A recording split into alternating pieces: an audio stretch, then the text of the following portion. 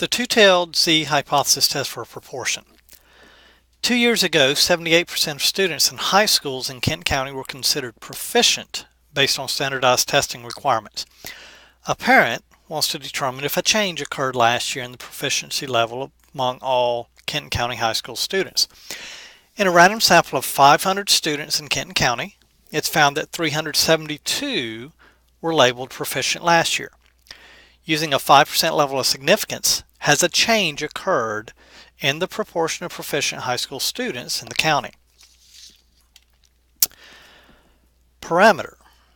The parameter P represents the proportion of all Kenton County high school students who were proficient last year. The null hypothesis, H sub 0, is that the parameter P equals the value of 0.78 for the proportion from 2 years ago. The alternative hypothesis, H sub A, is that the parameter P is different than 0.78 or not equal to 0.78. Notice this might imply the value is smaller, or it might imply the value is larger. So values in either the left tail of the distribution or the right tail of the distribution suggest a change has occurred. We will use this to calculate the p-value later, but keep in mind we're making the decision now at the point we are stating the alternative hypothesis to check the chance that a sample would be as far away from the mean, the 0.78 value for the proportion, but in either direction when we find the probability or p-value later.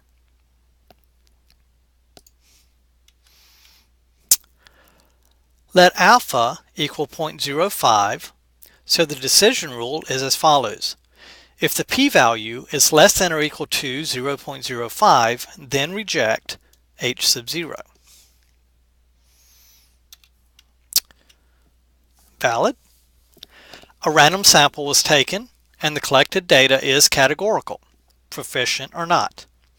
N times P is 500 times 0.78 equals 390 successes are expected, and that is at least 10. N times 1 minus P equals 500 times 1 minus 0.78 or 0.22 equals 110 failures expected, and that is at least 10. As a result, the one sample z-test for a proportion is appropriate. How about the test statistic? The z-score is p hat minus p in the numerator with the square root of p times 1 minus p over n in the denominator. This leads to the values in each step, but eventually this calculates out to z equals negative 1.94.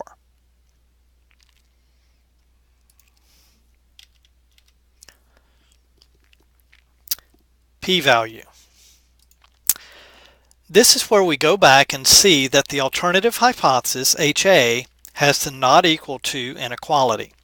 So we agreed to look to the left of the negative absolute value of the z-score and to the right of the positive absolute value of the z-score to get the overall chance of being 1.94 or more standard deviations away from the mean, or below negative 1.94 or above positive 1.94 in the z-curve. So that's in either direction. Now this is the same as doubling the probability the z-score is just larger than the absolute value of negative 1.94 or to the right of positive 1.94, or you could double the chance the z-score is less than negative 1.94. But it's 2 times whichever way you worked it, is going to be 2 times 0.0262, and that gives you a probability or a p-value of 0.0524.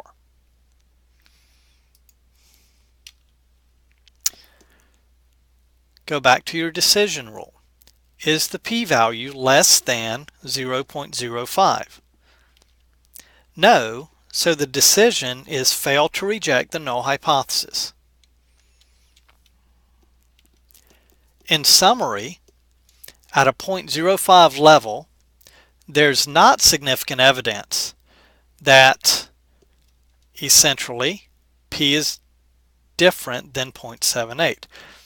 So there is not significant evidence that the percentage of all students in high schools in Kenton County who were considered proficient based on standardized testing requirements last year is any different than 78%.